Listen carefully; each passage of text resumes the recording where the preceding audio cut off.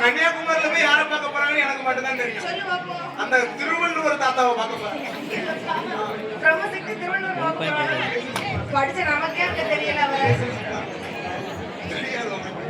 கன்னியாகுமரியில 1450 திருக்குறள் எழுதிருக்காங்களா? அவரை பார்க்கணும்னு ஒரு அம்மாவுக்கு ஒரு ஆசை. எத்தனை எழுதிருக்காருப்பா? 1450. சொல்லு பாப்போம். கற்க கசட கச்சன் கச்சிதந்த வாத்தியாரே கல்லால் அடி. அது மட்டுமா அகர முதல எழுத்தெல்லாம் ஆதி பகவான் மனக்கமத்துதக யாகமா இருக்கு. ஆனா சொல்லக்கூடிய இடம் இது இல்ல. அப்படி இல்ல. அப்படி இல்ல. நிறைய இருக்கு. அங்கேயும் சொல்லல இங்கேயும் சொல்லல. வேற இங்க தான் சொல்றது. காலையில ஓடி.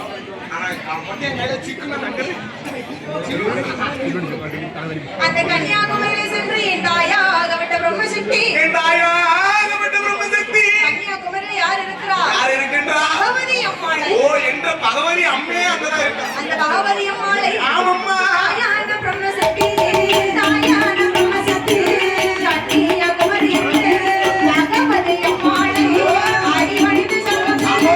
அடிவணிந்து அந்த ஆண்டவனை தஞ்சமிட்டார். அடிவணிந்து சொல்லுங்க. ஆண்டவனை தஞ்சமிட்டார். அந்த பகவதி அம்மாளை அடிவணிந்து சொல்லுங்க. அங்கிருந்து பயணமாகி எங்கே வரா மலையடி பாதையாளே மலையடி ஆக மகிமையோடி வாரா வாரா